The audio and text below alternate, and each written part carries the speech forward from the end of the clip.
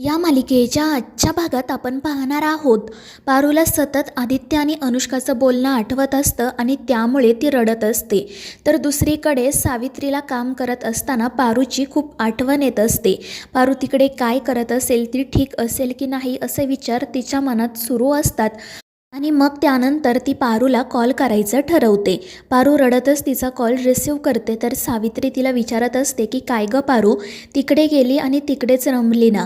या आत्याची तुला आठवण झाली नाही का? मी कधीपासून तुला कॉल करते, कुठे होतीस तू आणि काय करते? मात्र त्यावर पारू काही उत्तर देत नाही, तर ती फक्त रडू लागते. त्यामुळे सावित्री तिला समजावत शांत करते आणि नेमकं काय घडलं आहे ते विचारते. आणि त्यावर पारू काल घडलेला सगळा प्रकार सावित्रीला सांगते. आणि ते सगळं काही ऐकून सावित्री म्हणते की पारू बाळा, आता ती वेळ आली आहे. तुझ्या मनात जे काही आहे ना ते तू आदित्य बाबांना सांगून टाक, तिकडे तुम्हाला एकांत मिळेल. मात्र पारू म्हणत असते की नाही सावित्री आत्या, मला माझ्या या जगात रमू दे. जर मी या जगातून बाहेर आले ना तर माझं जगणं अवघड होईल.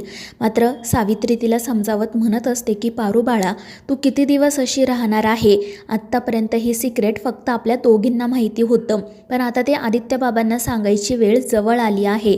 मात्र तितक्यात दामिनी त्या ठिकाणी येते आणि ती सावित्रीचं बोलणं ऐकू लागते.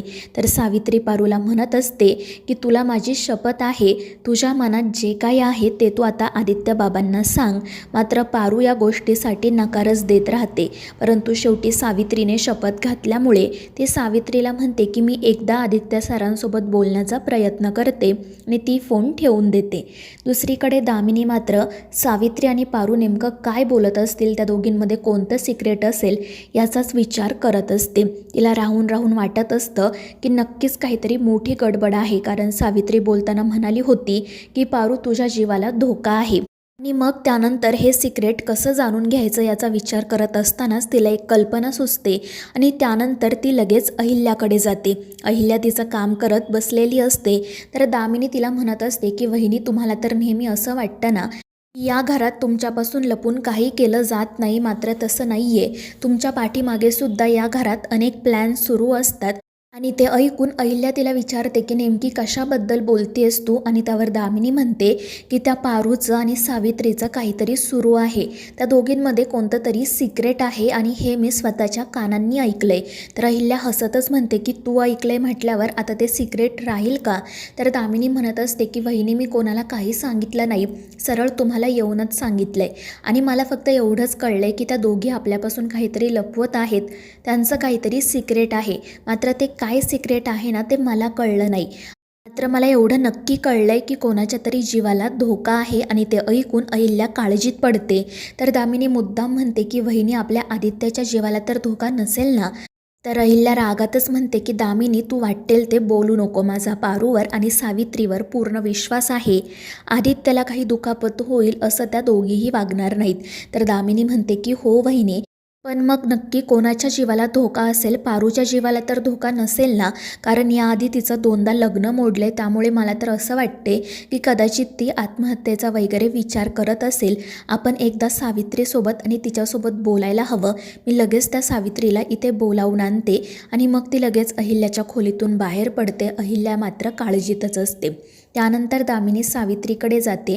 पहिल्यांदा तर ती सावित्रीसोबत खूप गोड बोलते. तिला म्हणू लागते की पारू इथे नाही आहे म्हटल्यावर तुझ्यावर कामाचा खूपच लोड येत असेल ना, पण तू हे सगळं कशी मॅनेज करतेस काय माहीत. त्यानंतर मग ती मुद्दाम सावित्रीला विचारते की तुझं आणि पारूचं काही बोलणं झालं की नाही? तर सावित्री म्हणत असते की नाही, मला तिला फोन करायला वेळच मिळाला नाही. आणि त्यावर दामिनी म्हणते की ठीक आहे, पण मला ना खरंच तुम्हा दोघींची मैत्री खूप आवडते, कारण तुम्हा दोघींना एकमेकींशिवाय तर अजिबातच करमत नाही. आणि मग ती असंही म्हणते की जसं मैत्रिणींमध्ये सिक्रेट असतं तसं तुम्हा दोघींमध्ये सुद्धा काहीतरी सिक्रेट असेलच ना गं. आणि ते ऐकून सावित्री घाबरते. मात्र तरीही ती नाटक करत म्हणते की आमच्या दोघींमध्ये कशाचं सिक्रेट असणार आहे. मात्र दामिनी म्हणत असते की तुम्हा दोघींमध्ये जे काही सिक्रेट आहे ना ते अहिल्या वहिनींना कळलं आहे आणि त्याचसाठी त्यांनी मला इथे पाठवलं आहे. आणि ते ऐकून सावित्री तर खूप घाबरते. तर दामिनी म्हणत असते की सावित्री, तुझ्याकडे अजूनही वेळ आहे, त्यामुळे तुझ्यामध्ये आणि पारूमध्ये जे काही सिक्रेट आहे ना ते आम्हाला सांगून टाक. मात्र सावित्री काहीच सांगत नाही. ती म्हणत असते की कोणतं सिक्रेट, मला काही माहीत नाही आहे. आणि ते ऐकून दामिनी हसतच म्हणते की मला माहीत होतं तू एवढ्या सहजासहजी काहीच बोलणार नाही, पण काळजी करू नको, तुमचं हे जे काही सिक्रेट आहे ना ते अहिल्या वहिनींना कळलं आहे. मी मगाशी त्यांना कोणाशी तरी फोनवर बोलताना ऐकलं, त्या म्हणत होत्या की पारूची हिंमत कशी झाली एवढी मोठी गोष्ट माझ्यापासून लपवण्याची, तिला लाज वाटत नाही आहे का? आणि हा माझ्या आदित्यच्या जीवाचा प्रश्न आहे, त्यामुळे आता मी कोणालाही सोडणार नाही. आणि ते ऐकून सावित्री घाबरून मनाशी म्हणते की अहिल्यादेवींना हे सगळं कळलं तर नसेल ना, पण हे सगळं तर फक्त मला आणि पारूलाच माहिती आहे. मग त्यांना कसं काही कळलं असेल? कदाचित पारूने आदित्यबाबांना सांगितलं असेल आणि आदित्यबाबांनी अहिल्या मॅडमला. मात्र ती दामिनीला काहीच उत्तर देत नाही. तर दामिनी तिला म्हणत असते की आता पटकन माझ्यासोबत चल, अहिल्या वहिनींनी तुला बोलावलं आहे, त्यांच्यासमोर गेल्यावर तुझं बरोबर तोंड उघडेल माहिती आहे मला. आणि मग ती तेथून निघून जाते. तर सावित्री पटकन पारूला कॉल करायचं ठरवते. मात्र पारू कॉल रिसीव करत नसल्यामुळे ती पारूला मेसेज पाठवते की जर तू आदित्यबाबांना तुझं आणि त्यांच्या लग्नाचं सत्य सांगितलं असशील तर माझ्या फोनवर एक रिंग दे, आणि जर नसशील सांगितलं तर 2दा रिंग दे. आणि मग ती अहिल्याकडे जाण्यासाठी निघते. तर दुसरीकडे नानू त्याच्या सायकलसोबत बोलत असतो आणि त्याचं पारूवर किती प्रेम आहे हे तिला सांगत असतो. तितक्यात पारू त्या ठिकाणी येते आणि नानूच्या खांद्यावर हात ठेवते. त्यामुळे नानू तर खूपच खुश होतो आणि लाजून तिच्याकडे बघू लागतो. तर पारू त्याला नानू दादाशी हाक मारते. त्यामुळे नानू म्हणतो की पारू, तू मला फक्त नानू म्हणायचं, पुढे जे काही बोलली ना ते अजिबात बोलायचं नाही. आणि त्यावर पारू हसतच हो म्हणते. तर नानू तिला म्हणत असतो की माझं नाव माझ्या आत्याने खूप मोठं ठेवलं होतं, पण माझ्या आईला माझी दया आली म्हणून मग तिने मला शोभेल असं बारीकसं नाव दिलं नानू. त्यामुळे तू सुद्धा आता मला प्रेमाने नानू अशीच हाक मार. आणि त्यावर पारू म्हणते की ठीक आहे. आणि मग ती नानूला सांगते की माझी गोष्टसुद्धा तुमच्याच सारखी आहे. माझ्या आईने नाव ठेवलं होतं पार्वती, पण मला कधी कोणी पार्वती अशी हाक मारलीच नाही, सगळेजण पारूच म्हणतात. आणि ते ऐकून नानू मनाशी म्हणतो की देवा, तू या शंकरासाठी साक्षात पार्वतीला पाठवले.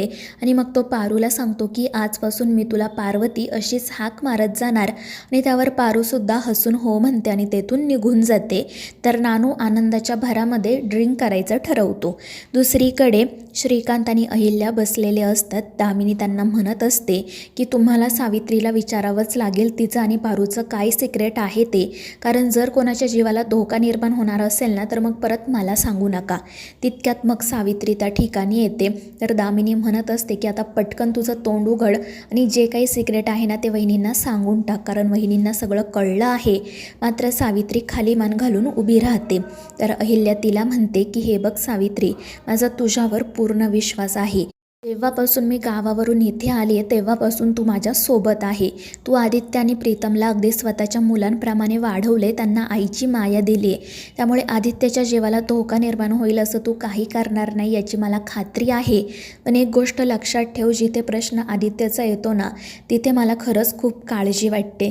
त्यामुळे जर काही असेल तर मला सांगून टाक. आणि ते ऐकून सावित्री मनाशी म्हणते की आदित्य बाबा आणि पारू दोघेही मला सारखेच प्रिय आहेत, पण आता ती वेळ आली आहे पारूच्या आणि आदित्यबाबांच्या लग्नाचं सत्य अहिल्या मॅडमला सांगायलाच हवं. तर मित्रांनो, या मालिकेच्या पुढील भागांच्या अपडेटसाठी आपल्या चॅनेलला सबस्क्राईब करा.